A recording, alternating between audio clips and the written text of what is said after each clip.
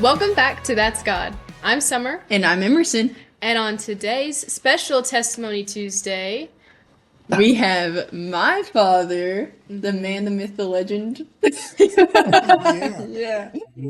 Yeah. I don't know. This is so nice to have you on the podcast, especially be our first special guest testimony Tuesday. This is our first special guest. Yeah. First 3-person podcast we've had, so it's really exciting. Yeah. But I don't know. It's awesome because just growing up, you've been such an influence in my life. Oh my gosh! Yeah, already. The tears sprung. I just love you, Dad, and I love you too, Em. it's just cool that I get to hear your testimony for a second time, and that you're on the podcast sharing it, and that I don't know, I get to see and be led by a man of God, a household that's under that. So, yeah, I'm so excited for it. I'm so excited. I can see your mom crying now already. Looking through the window.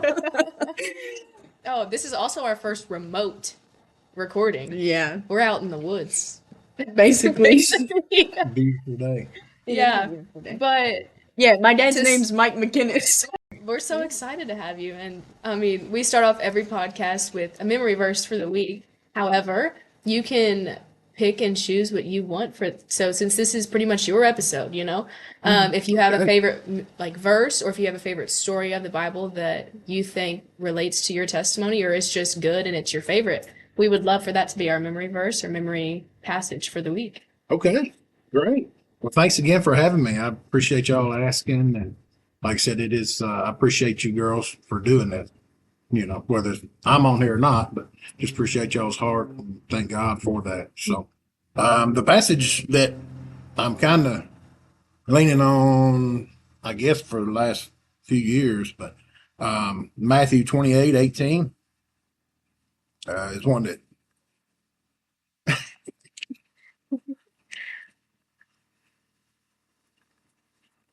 that means a lot. Like I said, there's so many. They kind of asked me the favorite verse and all that, and I don't have one. I don't have a favorite verse. I have a favorite book, and it's a living word.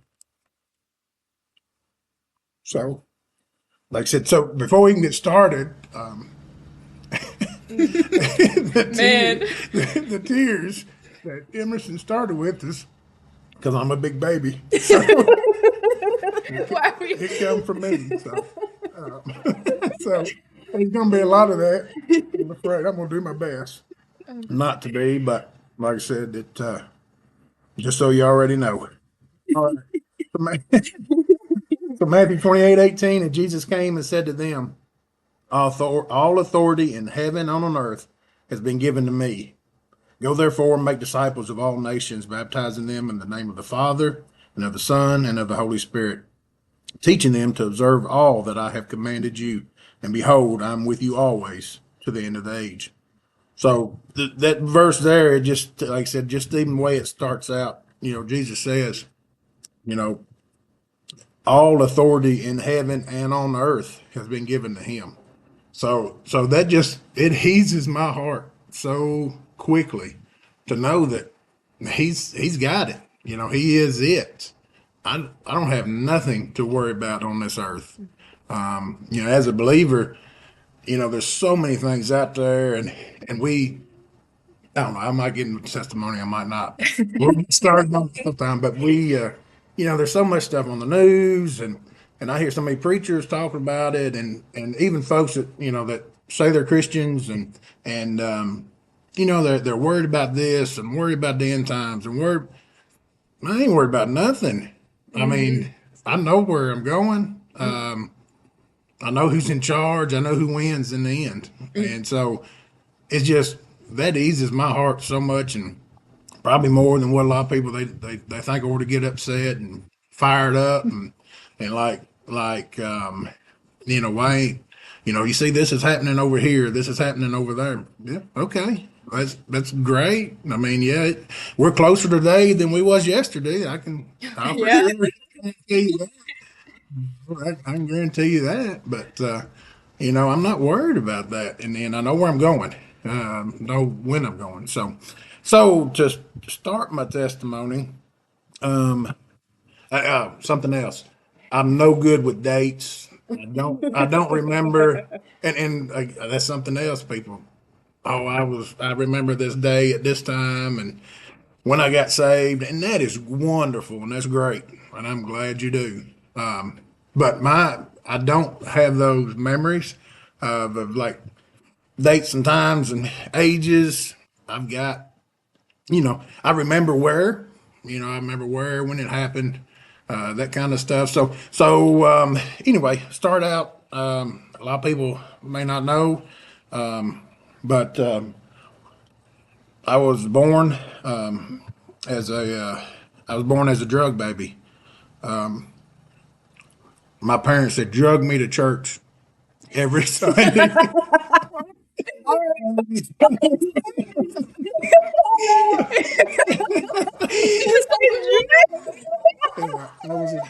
I was drugged to church. Oh shoot, we're about to start from the beginning. Parents drag me. All right. Everyone else, just so y'all know, I didn't know that either. The look on my face.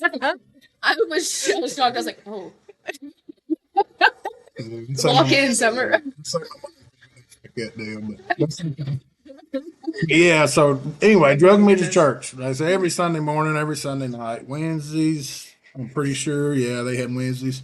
Like I said, it was the whole dress up. You wore your certain clothes and you go in and you sit there and I don't, we did like a children's church thing, but it was like you go up front and the pastor just did a little thing in front of the congregation and everything, and just a little somebody done a little passage, and then you went back and you sit down with your mom and daddy, and you was quiet. You didn't say nothing. You didn't do nothing. If you did, you gonna go outside for a second, and then you gonna come back and be still. So anyway, so like I said, just a good old church. It was what it was, and kind of went through that, as we grew up, and it was, mom, she, if I remember right, I'm thinking she done some singing, and of course we did. Dad was involved in the church stuff, and did the little Christmas pageants where you done the little Jesus and the baby Jesus and the Mary and Joseph and all that stuff. Done that every year. So just your normal everyday church, I reckon, what they claim. So you do that, you just go through the motions, and then like I said, I remember doing Bible drill, they used to call it, which is really awesome. I wish I don't know, they may still do it some places, I don't know. You girls know what Bible drill is? I actually don't. That's like where they either like say a part of a passage of the Bible and you Yep. had to cite the address of the verse, or Yeah, different they give you the things. verse and you have to cite the words in the verse, right? Yes, that's right. That's right. It was, yeah, it Should was start pretty doing cool. It was really neat. It was like said, as we were kids. I don't remember that again. I don't remember the ages. We started probably. I think I probably started second, third grade. I don't know, but anyway, yes, you have different groups, and then you have passages. You had to learn the passages, and then, like I said, it was a drill, like what they call actual Bible drill. You had someone stand up there. All the students would stand in a line. Everybody had their Bible with them, and you stood at attention. Had to have it down to your side, and then they would, like you said, Emerson. They would, tell you. They would tell you a book of the Bible, and you had to find a book in the Bible, step forward, and then tell the book before that book and the book after. That was one part of it. And then another part was they give you just a few words of a verse, and you had to remember what that verse was, and then you had to find it in the Bible, and then step forward. And then when the time was up, you only have so many seconds to do each of these things. I don't remember. I don't even think it was 30 seconds. It may have been. I don't know, but you had to find it, go through the Bible, find it, step forward, and then you read it out loud out of the Bible. You had to make, once you found it. And then, so it's just some different stuff like that. So like I said, I grew up with all that, right? I grew up reading the Bible and learning it. So, just a normal in our world, a normal childhood, I guess, you know. And then probably, like I said, we had some, I don't know, I guess we didn't really, yeah, maybe. But yeah, it was just your normal childhood. I mean, it was a normal church. You would, like I said, no church was very involved, done all that stuff. And then, let's see, I was probably, I'm going to say 10-ish plus or minus. 10-ish Margin of plus or error. minus, yeah. So anyway, when I was there, I remember being there that morning and, and, uh, and just standing there in that pew and just holding on. I don't know, just holding, holding in that pew because I didn't know what was happening. It was such a feeling of like just everything coming over me, and I didn't have no idea. We was up singing, doing the last song, like every Baptist church does, whatever, the last song at the end of the preaching, and and I just remember holding, just clenching just as hard as I could. And then eventually, I mean, it wasn't, like I said, the song was about over and I just couldn't hold no longer. So I remember going down front and talking to the pastor and just, like I said, just the Lord had finally, I'd stopped resisting, I guess. Again, I'm 10-ish, right? I'm 10 plus or minus. So, what could I have? I wasn't nothing wrong with me, right? I was 10 years old. I didn't know nothing. But I knew there was something more than what I had. And so it just, that feeling came over and I knew it was the Lord. And like I said, done the whole, I wanted to get baptized and did all that. Like I said, and you could tell, I could feel a difference. Again, I was 10, ain't like I'd went out and done a whole lot, that I was ashamed of or anything. I don't even remember anything before 10. I don't know. I was eating, I don't know. I eating and feeding and sleeping and going to school and working, I don't know, but just the normal stuff. But anyway, so they said, Lord saved me, and like I said, just so grateful for that. And of course, I stayed in the church, stayed in the, as we was growing up and doing the Bible drills and even on up, up in the teens there and early teens. And then, let's see, then probably the next memory I got is my parents. They,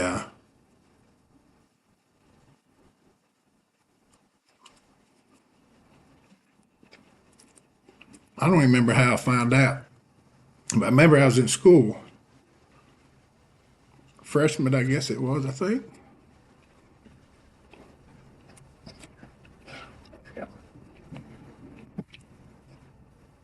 I found out my parents said he's going to get a divorce. So, I hadn't thought a lot about it. I mean, it wasn't nothing I seen or nothing really one way or the other. We was a normal family, whatever, but seemed like. But anyway, so like I said, found out as a freshman. Like I said, I just remember being in high school, so freshman year, and came to school. Like I said, whatever. However, I found out I was at school and found out that they were gonna get divorced, and girls are the more I don't even remember it bothering me when I found out. I don't. That's why I say I don't know right now. I don't know why I'm emotional now. I don't even remember why. I don't even because I don't even remember it being an issue. I just, okay, okay. If that's what you're gonna do, that's what you're gonna do. At that time, it seemed like it was probably more. At that time, like I said, what I remember was that okay, I made it till ninth grade, and my parents were still together, right? Because it seemed like there was a lot more of it, happening all the time, right? Having separated parents and all that. So anyway, so after that, it's kind of like, okay, well, what is church, right? I mean, you you've drugged me through all this for 15 years, 14 years, however old you are in ninth grade. I don't even know. But you drugged me through all this for so long and in the Bible and this and that and the other. And then this is what you're going to do, you know? This is what y'all just going to divorce and be done with each other, whatever. You know, we'll go with whoever I guess wants us or whatever. I don't even, like I said, that was always of course, it's always a different situation in every divorce. But so anyway, like I said, even after that, okay, there was no more church, right? We didn't. I don't remember going to church again until for years through. So I didn't get the youth experience. Like I said, a lot of people get talk about church and going as youth and going. I didn't get that. Like I said, we just quit doing all of it, obviously.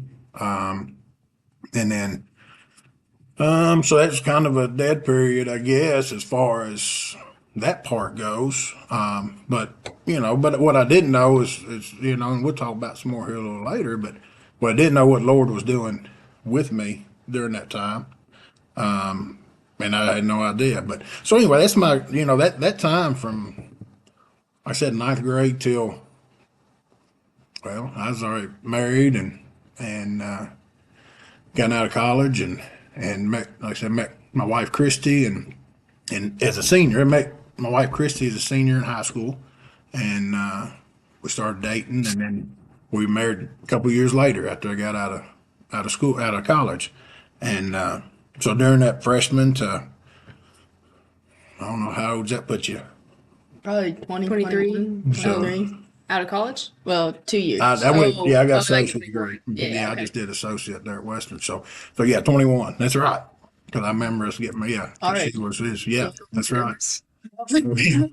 So got married and just continued to work. I always thought about God during that time, of course, and then when I started working, after we got married, and I was helping one of our farmer that lived close to us, and so we worked a few hours a week. So there'd be a lot of times we put in 80 hours a week easy, sometimes 100. And so, but you think about, I was sitting there thinking, well, I'm good, right? I'm good. I can think about, I can pray to God right here in this tractor and by myself, and I'm all good. What? I don't guess I need the church, right? You see, I see what happened, right? We was going to church every time the doors were open. We was at church, and my parents still got divorced. So what is that doing, right? What does it mean?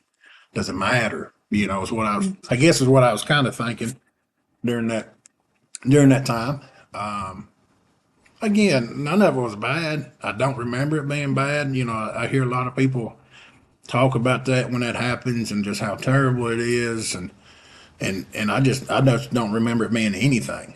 Okay, so whether it was again going back to God, whether He numbed me to it, does that make sense? Like just cut my feelings out, and so I didn't. So, but anyway, so met Christy, got married, and then probably, I don't know how long it was after that. She could tell you dates. She knows it, all that stuff. But she started going to church without me, and then But again, we working most every Sunday.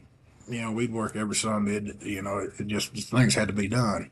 But and then I moved to another job, and then I started going with her. And so it was great. It was great to get back into church. Like I said, whether it was that time of healing for me or just again, whether it was just okay, it's church. It's just what we're supposed to do. We're in the South, right? That's what everybody does. So that's what you're supposed to do. So we got going back to it, and so during that whole time of no church, I had all the opportunity in the world to go out and drink and smoke and drugs and just whatever. Because, like I said, you got two separate households. You what was stopping me, right? And so I didn't get into any of that. And so when I look back at that time now, I think that, I think about what God did for me to keep me out of that. My testimony's not, I mean, it's not bad. Like I said, I got down deep in drugs and all out sleeping on the street and all that. And for years I used to think I didn't have one. But my testimony is that God kept me from that. He loved me enough and I didn't deserve it at all. I mean, like I said, I had every reason to go the other way. And the Lord kept me out of that. I didn't have, I'm assuming he put people in place that I don't remember, and I thank you for that if you was. but but I don't remember anything. Some people's got like, oh, such and such guided me this way or guided me that way. I remember my granddad, my papa. He didn't talk a whole lot about it, but I always remember spending time with him and working with him, and it just kind of, I guess, it kept me out of stuff. I don't know. I always had a job.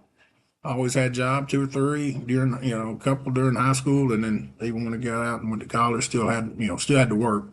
So anyway, I guess that's, just kept my hands busy and what they say about idle hands, right? Do the devil's work. So I kept busy and stayed out of all that. So like I said, I thank God for keeping me from those bad situations. And like I said, I still went to parties. I still got, with the guys in high school and stuff, we go to bonfires and stuff of that nature. But I was always one that, designated driver or whatever. And there was no reason. I don't know what kept me out of it other than God, right? Because it was all right there accessible. So I thank God for that. And so, like I said, as we continue to grow in that, I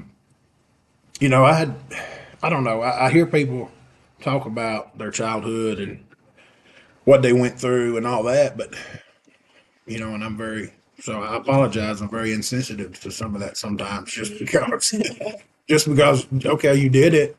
That's what you chose to do. You didn't have to, right? I mean, but you don't know everybody's situation, and God has convicted me of that as well, and just like, I don't know every situation. I don't know what you went through, how bad it was or anything else. So I pray that he, and there's people in those situations now that don't have a leader in their house I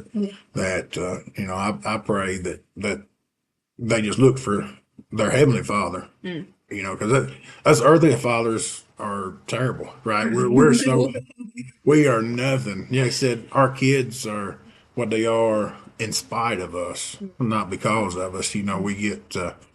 I'll brag on my kid, all three of them. We always get told that, they're so good and proud of them and all that. And yes, we are very proud of them, but I always tell everybody, I said, it's in spite of us and not because of us, because we did everything. Christian and I, well, me, their mom's great, but I'm like, I did everything probably to make him go the other way. I was mean, I'm sure. I remember it. Yeah. But I was very demanding and wanted the best for him, and I guess that was part of my growing up is just, I wanted the best for him. I wanted but I also know, like I said, so I'll keep going. Sorry. So anyway, we got married and then we started having youngins, and got three, Ireland 26, Caden 24, and Emerson is 20. Wow, you knew that off the top of your head. Did you Yes, study before? I did not. I knew that last week. No, I do have to think about it because, like I said, I am terrible at dates and ages. I'm terrible at that, but I did remember that sometimes. Sometimes I had to go back to the years when you was born. But so anyway, all three of them had the three, and are blessed with all three of them. But one thing that I do, or that I did, is even when they're babies, is and I learned this. I say learn this, but yes, I learned this from when we were helping the youth, because we helped with the youth at church before Ireland was born, and we got to spend a lot of time with in the Word. Like I said, that was huge when we went to Friendship and started helping the youth and started lessons and stuff, and that was a great time because then that made me get in the Bible again and study and learn and before I go out and tell anybody else, I wanted it. But the one thing I would tell everybody before a class is, hey, I'm going to read you the passage. I'm going to read you this verse, and I'm going to tell you what you're only going to hear from me what the verse says.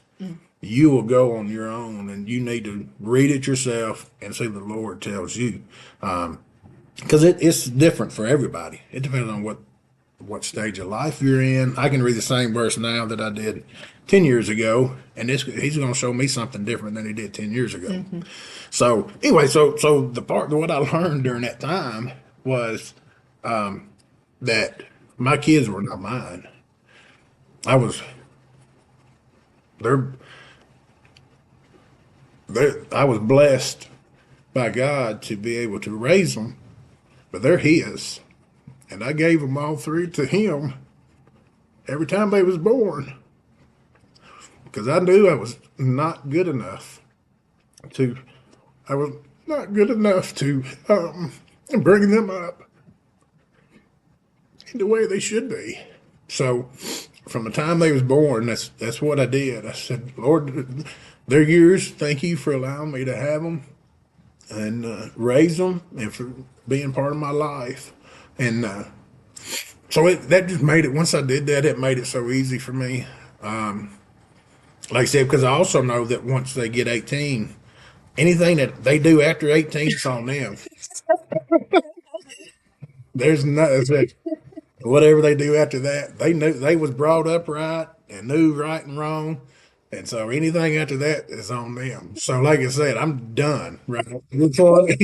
I've been done for a couple of years, so it's pretty easy now. But yeah, that made it so easy for me that, like I said, just knowing that, like I said, that they're not mine, they're His, and that's the way I wanted to bring them up. And like I said, just learning the way of the Word, and like I said, with Christy was huge in that. She's so awesome with the Bible verses and knowing the Word and word, and like I said, she did a great job with them. Like I said, it was really great to see. So like I said, that brought us up through, I guess, I'm not saying now, just like I said, because Emerson's 20 now. So like I said, I'm done with that part, of life. So now and that's where that verse talking about Matthew 28, 18 and all is just going and telling the world. And like I said, it's and it we love to go on mission trips, whether that's in the United States or if it's wherever Lord leads us. And we love doing that, and that's what we enjoy to do, and spending time with folks. And one thing that I've been convicted of here lately as well, like I said, as we get older, things change, and your testimony never stops, right? Mm-hmm. It continues to grow with you, and so what we do, and of course another thing, just had the birthday last week, week before. Yeah, 50. So that also brings things into light. But for the last couple of years, is how important what we do right now on this earth. To telling people about Christ and what He's done for you in your life and me and mine, and so that they have the same opportunity. Everybody's got the same opportunity, right? Mm-hmm. You can, right? Yeah. Now you get. You'll have some folks that want to start debating a whole lot of things, and that'd be a different podcast. So we'll get into maybe I'll get back and we can talk about that sometime. I love to go, like I say, we can go off any direction you want to at any point. But but yes, like I said, just letting people know about Christ and what He's done for me and my family. Like I said, I've just there's it's just there's so much. Like I said, we're so blessed to have what we have, which is nothing compared to most people. And but like I said, at the end of the day, I know what I'll have when I leave this earth. I'll have that mansion, right? With all the rooms and all the cattle and on the hill, and we'll have. I mean, but most of all, we'll have Him right in front of us, right, to worship and praise. So, like I said, this earth stuff, man, people get tied up in that, Yeah. and there's no need to. I mean, it's temporary. It's gonna be gone, right? Yeah. It's gonna be gone. So like I said, it's you start getting your mind right about that, man. This living gets easy. Yeah, right. I mean, it gets easy if you ain't worried about what you're gonna get next or what you're gonna buy next or whatever. You just, like I said, you worry about bringing the next person to Christ and telling them the story. Letting them tell them who Lord is and what He's done for you. Man, all that other stuff's easy. Like I said, it's simple. But like I said, quit worrying about it, right? So It reminds me, I saw something the other day that it was like, why do good things happen to quote unquote bad people? I put that in quotes because we're all inherently bad right. until we have Christ. But we're like, why do they have all this wealth and material wealth? And the answer that somebody put to it was, well, that's because their treasures on heaven, or their treasures on earth. Yeah. Their treasures on earth are treasures in heaven. So no matter what we go through, like we know our treasures with Christ. We know our treasures with God in heaven. It's not on this earth. That's what think about it. I mean, like I said, you we're not guaranteed the next second, right? I could fall out right now. Nobody's guaranteed the next second. But what you do on this earth, we say you from zero to the time you're born to if you live to be 100 years old, what you do in that amount of time, whether it's 100, if it's 50, whether it's 80, is so important on where you're at in the next life, right? With Christ. It's a little dot. This you can have all that stuff for 100 years. If you get making 100 years old and got all that wealth and all that stuff, that's great. I've got it for eternity. For eternity. Like I said, you think about how long eternity is. That's what I'm saying. Right? It's like forever. That's forever. That's right. Never ending. It is that steep. It is that steep. It is very steep, And so is that slippery slope. People talk about how it's just and it is kind of gradual, right? It is kind of gradual. You start getting that lukewarm, and I found myself in that, like I said, probably in that time between freshman and going and getting back in church, just that lukewarm, yeah, I'm okay, right? Wasn't doing bad. I wasn't doing anything I shouldn't have been, whatever. But was I doing what I should have been doing? Right? We're all called, just like the verse says, we're called to go. People, this mission trip we're going on next, I kind of presented that out to the church and I apologize for being abrupt, but no, I don't really, No. but I really don't, but I do mean it. That's right.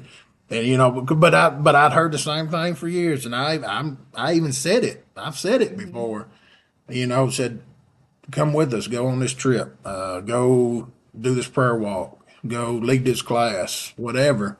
And I'd always say, like I said, I've said it, and I still have people say, I'll pray about it. Let me pray about it and see if the Lord's done told you to go. It's in the Word. He's done told you to go and do. So, like I said, so again, get out of that lukewarm, get off that slippery slope. All he needs you to do is that little bit of doubt.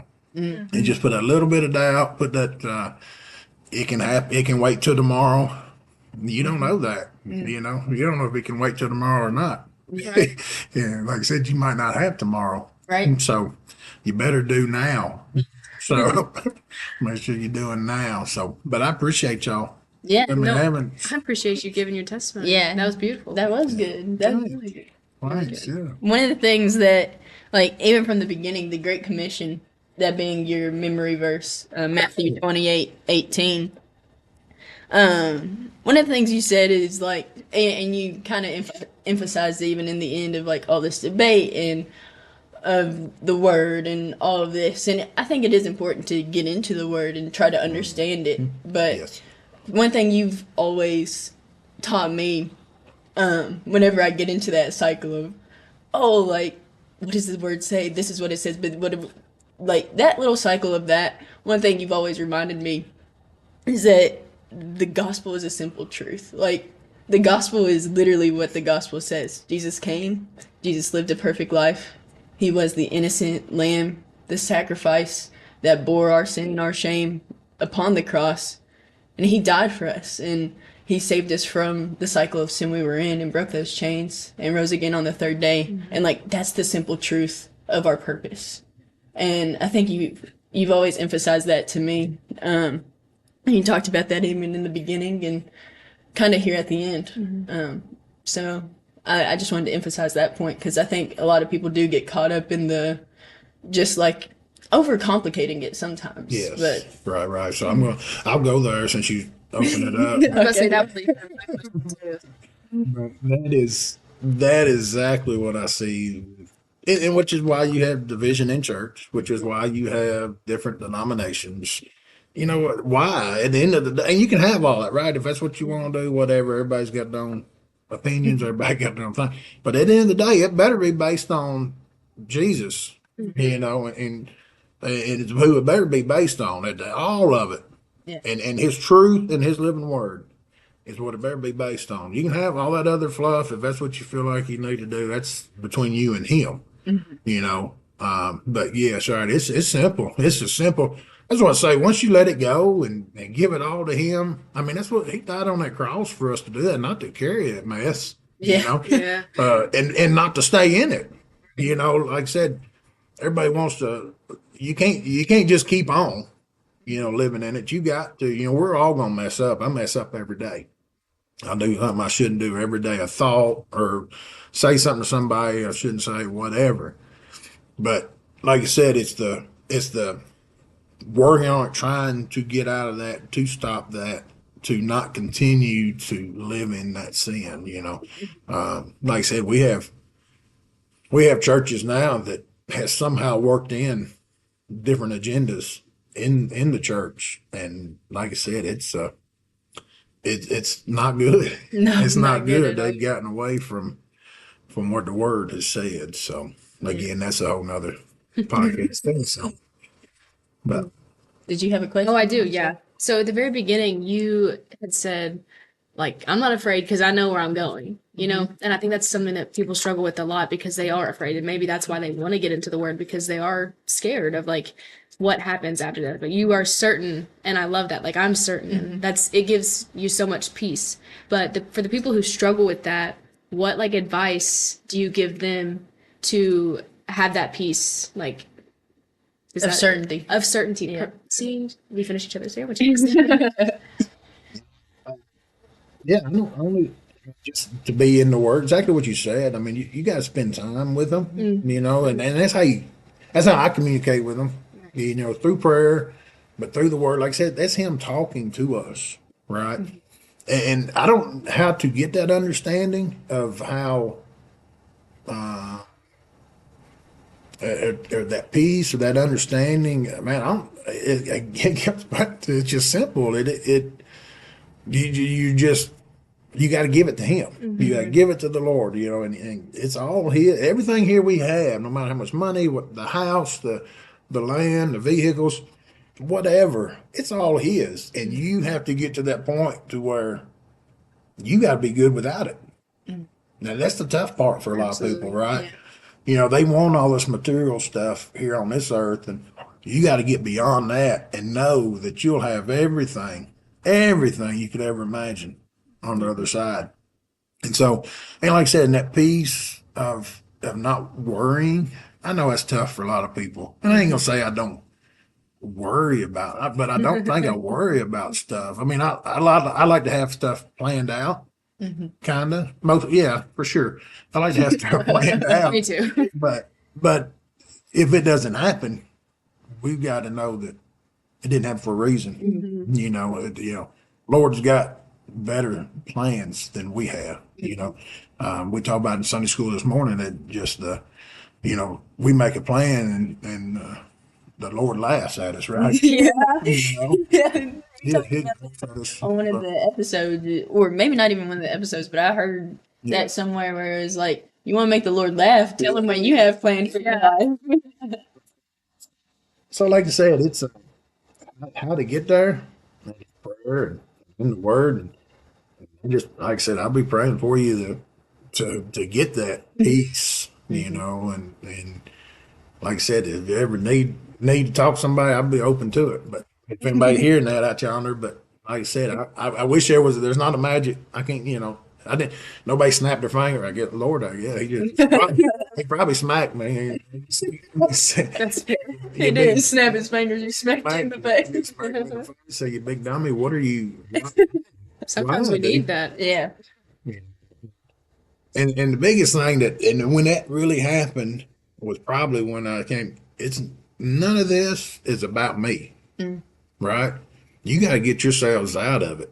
Everybody on this media stuff and the Facebooks and whatever X's and all that stuff. Yeah. Everybody's putting on. They always put on there what they're doing and look where I'm at and all that, and that's great.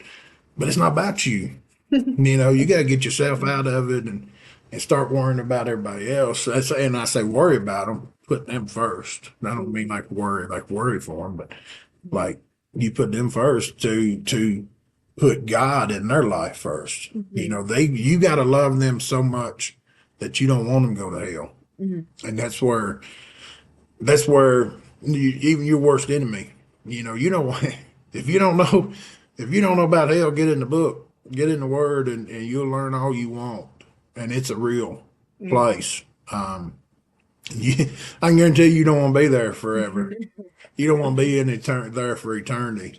So, like I said, if there's any questions on that, we can talk that too. But it's you got to love other people enough to tell them about Christ because you don't want them to go there. So you want to be in heaven with you. So I wish, like I said, it's certain. That's I don't know. perfect. Yeah. I love that answer. There's a book called The Freedom of Self Forgetfulness, and it talks about kind of how, like you were saying, of once we can forget about ourselves, we can just serve people and love people without the worry of, oh, how does this make me look?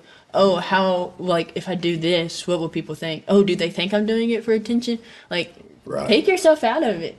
When you forget about yourself, you can love people the way Christ has called us to love people. Because I guarantee he wasn't thinking about himself up on that cross. He was thinking about every single one of us. Yeah. That's good. I like that. It's not about you. Period. The quote. It's not about you. I get. Do you have any more? I don't have any more questions. I'm gonna end with one, which you've given us a lot of tidbits and a lot of knowledge and wisdom.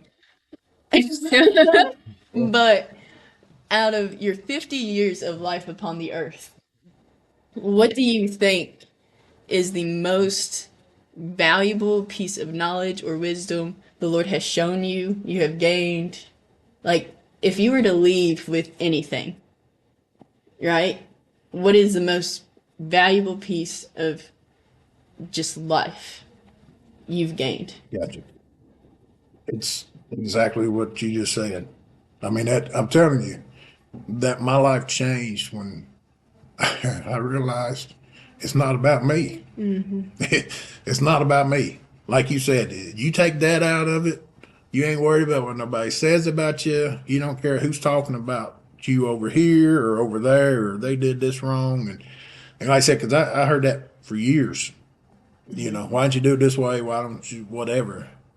But, you know, when people's, if you take yourself out of it, you're not going to be worried about the next person. You're just going to be able to love on them Right. and care for them. And so that is, that, I mean, it's, I know it's kind of came around and may be redundant, but it's just that you will be surprised when you take yourself out of worrying, out of the picture. Like if you say, somebody comes to you and say, I went and did this weekend.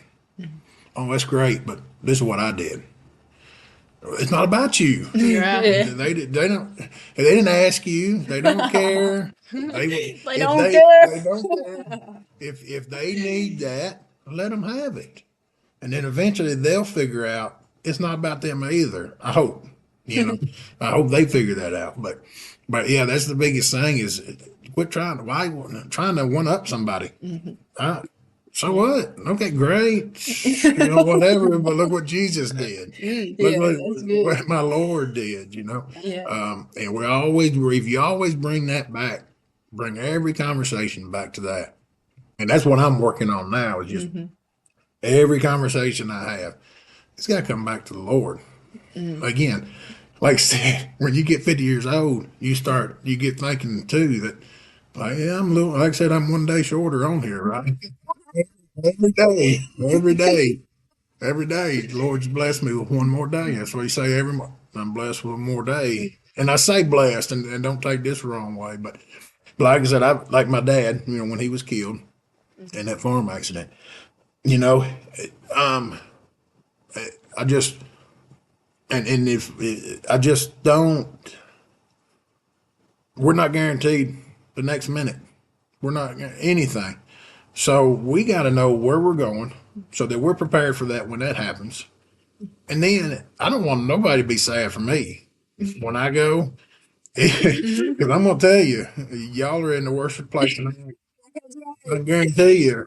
So, you know, when someone passes away and I know where they're going, I get a little jelly, right? Jelly. So I know where they're at and what they're doing. But like I said, you better make sure that, like I said, these few years that we have on this earth, you better make sure you're doing what He wants you to do. You know, look for Him for guidance in every situation and discernment to make the right decisions. So, but yes, get yourself out of it. That'd be my biggest thing. That's It ain't good. about That's you. perfect. It ain't about It you. ain't about you. Biggest tidbit of knowledge out of 50 years of experience. That's right. Out of Big Mike. It It ain't ain't about about you. If there's anything I hope anybody gets, it ain't about you. That's good. Yeah. That's Sorry good. if that's a little brutal. No, people No. need to hear it. People need to. It's It's the one thing that's consistent. And Yes. it's never going to change. It's good. But It's really yeah, good. thank you for sharing your testimony. And Truly, thank you. yeah, this is so fun It- that this is like the first special guest testimony. Appreciate you, girl. I thank the Lord for y'all feeling led to do this and then doing it. That's what we For see. a lot of people we got big plans, right? Yeah. But we don't follow through. So I thank Him for y'all following through and doing this. So, yeah. So, Sweet. Well, we end every podcast with a prayer. And if you want to lead us out in prayer, or Emerson, if you want to lead us out in prayer, all right, let's do it. Heavenly Father, Lord, we just come to you, Lord, just thank you for another beautiful day. Lord, we just thank you and praise you for that. And Lord, for your Son, sending him to this earth, Lord, to die on that cross for us, for stuff that, Lord, that he didn't do, that he didn't deserve, but we did, Lord, and we do, Lord. And we just thank you and praise you for that. Lord, just thank you for loving us that much to do that. And Lord, for anyone out there that don't understand that or don't know that love, Lord, I just pray that you put someone in their path, Lord, today, this week, Lord, that you just put them in their path to learn more about you. Lord, I just pray that everyone comes in contact with us, that they just see you through us. Lord, that we just love on them And Lord, that we just love them enough to keep them out of hell, Lord. We just thank you for everything you've given us, Lord, on this earth to watch over while we're here. Lord, just thank you for that and for keeping us safe. And Lord, just be with everyone that hears us, Lord. In your holy and precious name, amen. Amen. Thanks for hanging out with us. It ain't about you. And That's God.